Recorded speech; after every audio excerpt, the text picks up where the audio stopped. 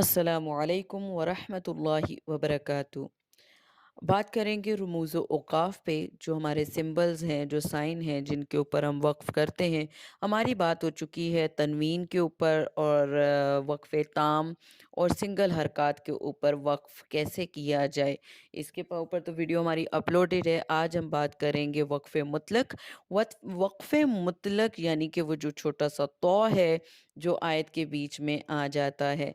सबसे पहले हमने ये बात करना यहाँ पे बहुत ज़रूरी है कि जो जो तौ है, आप अगर देखते हैं हमारे जो क़ुर्रा, हमारे जो क़ारी हज़रात हैं, वो सम तौ के ऊपर रुकते हैं, बाज़ जगह तौ पे रुकते हैं और बाज़ जगह नहीं रुकते।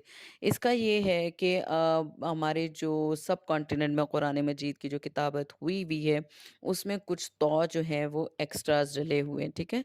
तो इसलिए जब हम क़ारी हज़रात को जब सुनते हैं, हम किसी क़ारी की क़िरात सुनते हैं, सपोज़ अस्सुदैस की सुनते हैं और क़ारी मिशारी को सुनते हैं जब हम, तो वहाँ पर सम तौब के ऊपर वो वक़्फ़ करते हैं और सम प्लेसेस पे वो नहीं करते। तो इसकी रीज़न यही है। दूसरी बात ये कि जब तौ आ जाए, तौ का मतलब ये है, वक़्फ़े मुतलक का मतलब ये है, जैसे कि हम इंग्लिश में हम जब कोई बात कर रहे होते हैं और उसमें हमें थोड़ा-सा रुकना होता है, तो हम क्या करते हैं, बात हमारी अभी पूरी नहीं हुई और हमने वहाँ पे रुके हैं, हम क्या करते हैं, वहाँ पे एक छोटा-सा कॉमा डाल देते हैं। बस यही वो कॉमा है वक़्फ़े मुतलक, यही वो तौ है जहाँ पे रुकना रुकना चाहिए हमें। उसके बाद आप ये देखिए छोटा-सा जीम, जिसे वक़्फ़े जायज़ कहा जाता है। वक़्फ़े जायज़ यानी रुकें तो भी जायज़, ना रुकें तो भी जायज़, लेकिन रुका जाए तो बेहतर है। इसके बाद हम ये देखते हैं छोटा-सा मीम। छोटा-सा मीम है, ये कहलाता है वक़्फ़े लाज़िम। अब जैसे कि यूँ सब नाम से ही जैसे ज़ाहिर है कि वक़्फ़े लाज़िम, यहाँ पे वक़्फ़ करना यहाँ पे वक़्फ़ करना ज़रूरी है। उसके बाद हम यहाँ पे देखते हैं, अक्सर हम देख रहे होते हैं हम देख रहे होते हैं छोटे-छोटे 2 डॉट्स जो कि पेयर की सूरत में आते हैं एक ही आयत में। ये कहलाते हैं वक़्फ़े मुआनिका।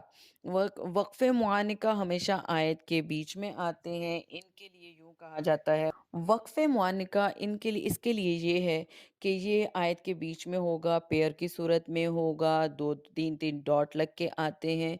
इसमें ये कहा जाता है कि आपको ये चॉइस दी जाती है कि आप किसी एक 3 जो डॉट है वक़्फ़ पे, किसी एक पे वक़्फ़ करें और किसी एक पे ना करें। यानी आप अगर पहले पे वक़्फ़ कर रहे हैं तो दूसरे पे ना करें, दूसरे पे करें तो पहले पे ना करें। इसकी एग्ज़ाम्पल अगर हम देखें तो हमारी सूरह बक़रा की पहली आयत नंबर 2 में अगर हम देखें, जैसे कि लिखा है ज़ालिकल किताबु ला रैब फ़ीह हुदल लिल मुत्तक़ीन।